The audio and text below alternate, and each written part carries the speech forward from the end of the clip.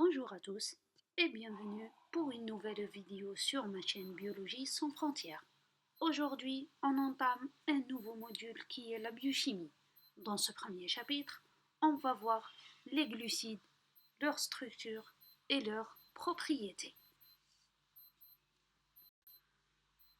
On commence par une définition des glucides. Généralement, les glucides sont des sucres, appelés aussi hydrates de carbone ou carbohydrates. Ce sont des biomolécules les plus abondantes sur la Terre.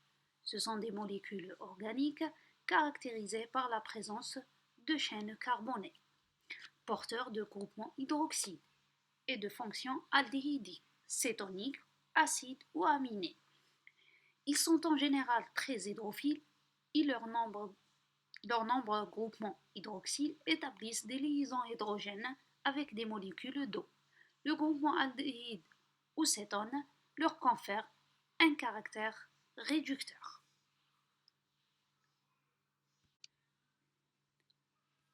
On distingue plusieurs classifications pour les glucides.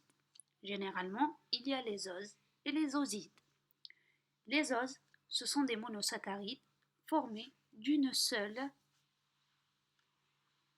unité, par exemple le glucose, alors que les osides résultent de l'association de plusieurs molécules d'ose avec éventuellement des substances non glycidiques réparties en holosides et hétérosides. Les holosides généralement résultent exclusivement de la combinaison de plusieurs molécules d'ose par des liaisons glycosidiques. Ils comprennent les oligosides ou bien les oligosaccharides dont ils sont constitués de 2 à 10 molécules d'ose et les polyosides ou les polysaccharides qui ont une composition plus de 10 molécules d'ose linéaires, exemple la cellulose, ou ramifiées telles que le glycogène. Les hétérosides résultent de la combinaison d'une ou plusieurs molécules d'ose avec une fraction.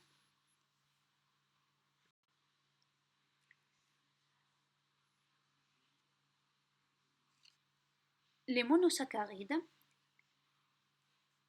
sont généralement caractérisés par une formule brute qui est CN H2ON, qui possède N-1 fonction alcoolique, une fonction carbonyle aldose et une fonction aldéhyde, cétose, une fonction cétone. On classe les oses selon 2 critères. Selon leur nombre de carbone, triose, tétrose, pentose, hexose, heptose sont les plus importants.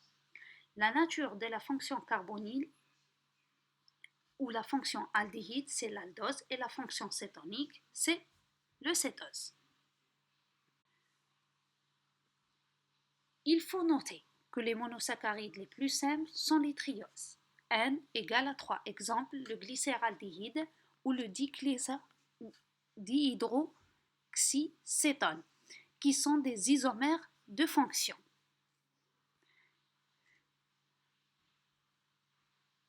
L'appartenance à la série D ou L pour un ose à NC est déterminée par la configuration du CN-1.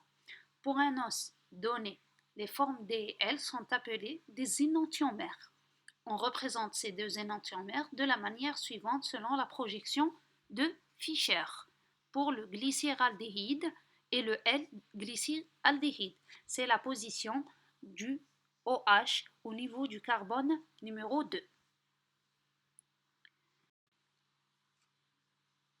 Pour la structure cyclique, généralement les os ne sont pas des structures rigides. La structure linéaire ne permet pas d'expliquer les propriétés des os et on prend l'exemple du glycose. En effet, l'aldéhyde en C1 du glucose réagit avec le groupement hydroxylique en C5,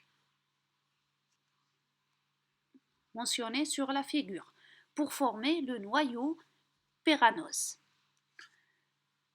La création du pont oxydique fait apparaître un nouveau centre d'asymétrie qui est le groupe OH imiacétylique, qui peut être situé soit au-dessus du plan du noyau, qui est le alpha, ou bien au-dessus bêta. Cette nouvelle stéréoisométrie est appelée anomérie. Les principales réactions des oses à la présence du groupement hydroxyle par estérification du groupement hydroxyle porté par le dernier atome du carbone numéro 5, comme on le voit sur la figure, des pentoses et des C6 des hexoses avec un acide, comme les esters phosphoriques. Par oxydation du dernier atome du carbone, la fonction alcool primaire devenant une fonction acide, aldose acide uronique, comme le glucose ou l'acide glucuronique, comme il est mentionné dans la figure ci-dessous.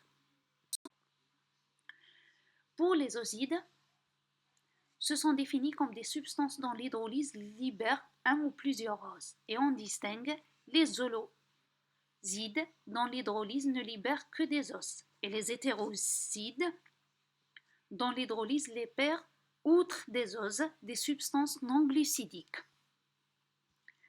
On commence par les holosides. Selon le nombre de molécules d'ose libérées lors de l'hydrolyse, on distingue les oligosides et les polyosides. Les oligosides, le nombre d'oses est compris entre 2 et 10, alors que les polyosides, le nombre d'oses est supérieur à 10. Pour les hétérosides, la fonction sumi-acétalique d'un ose peut réagir avec un composé qui n'est pas de nature glucidique et on obtient alors un hétéroside. La partie non osidique est appelée aglycane. Par exemple, les glycosaminoglycanes ou GAG, ou anciennement mucopolysaccharides, les glycolipides, ce sont des polyosides qui sont liés à des lipides, et les glycoprotéines, qui sont des protéines portant des chaînes glucidiques courtes qui représentent 1 à 20%. J'espère que j'ai simplifié le cours. Et n'hésitez pas à me poser des questions en commentaire. Je vous invite à abonner sur ma chaîne Biologie sans frontières et d'activer la cloche de notification pour avoir plus de vidéos. Merci. Dû à la présence du groupement OH imiacétylique par la glycolysation. Si le groupement OH imiacétalique réagit avec un alcool, il se forme un O-oligoside par départ d'une molécule d'eau, exemple dans les di-oligos et les polysaccharides.